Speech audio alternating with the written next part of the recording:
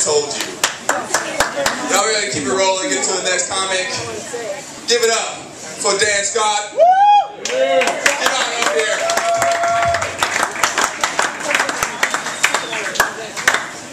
Hello. How y'all doing? Good. I went out recently and I bought a jawbreaker. You know what I'm talking about? One of those big ass jawbreakers. It's like a pool cue in your hand, right? And I licked it for about 20 minutes. My tongue was all fucked up. I had a mouthful of blood. I wasn't even on the second color yet. It was like licking sandpaper. And I'm thinking the person that created this shit's more of a crook than the people that create like snack foods. Like Gushers. Y'all ever heard Gushers? I try to sneak that shit to the shopping cart when I be out there with my mom. Right?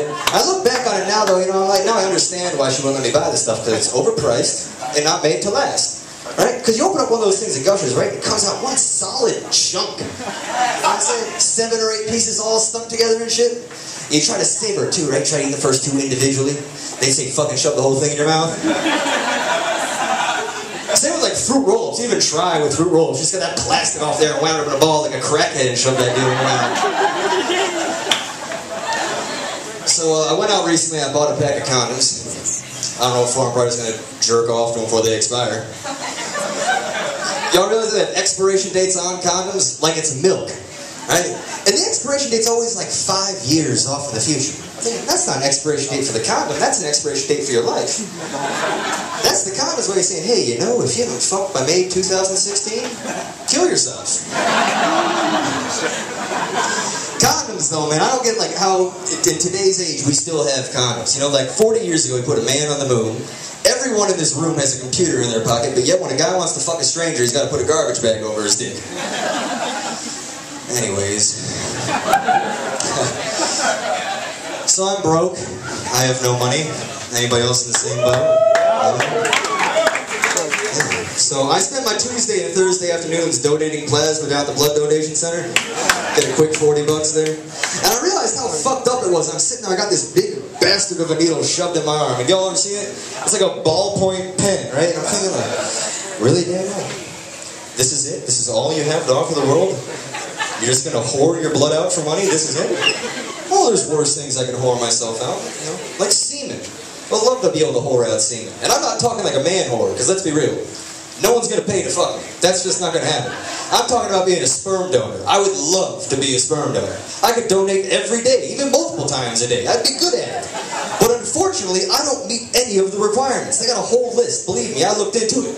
You got to be 6 foot tall, a non-smoker. You and your family have to be in perfect health. And you got to be a college graduate to qualify to jack off into a cup for money. If you have all that going for you, you really think that that's on the top of your list of things to do? You have no other way to get money other than to go and sit in a personal room and borrow pornography and jerk off to a solo cup?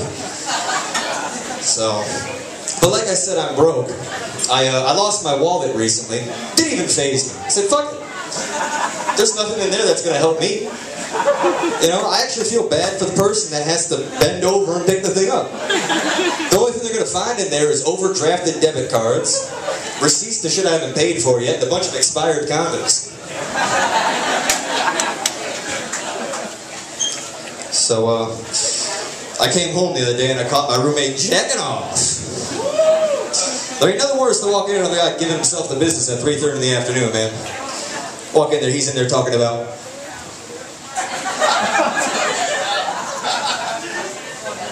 It was like an old lady churning butter and shit, man. You know, I'd rather walk in on a partial birth abortion. I mean, it was just fucking terrible. I remember being younger, though, like when I was like 12, being very excited to jack off. It was very exciting. You see your first porno and everything. But as you get older, the things changed very differently. Now, look at it like it's a chore, right? You know, get in bed, you gotta like coax yourself into it. Right? Oh, shit. Yeah, I guess I could do it. I'm not in the mood, but it'll put me to sleep faster, that's for goddamn sure. Oh, shit. So, been watching a lot of TV recently. I came across The Price is Right. Have y'all seen it recently? Yeah?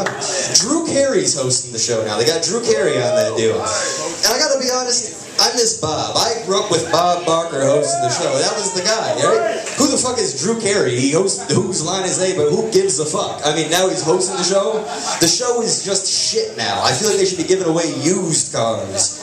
I can see it now. They'll be like reading like an Auto Trader advertisement. Well, Drew, it's a beautiful 05 Ford Focus, barely under factory warranty with a little less than 105,000 miles. It's got AM/FM radio, ice cold AC, and crank down windows. All this could be yours if the price is right.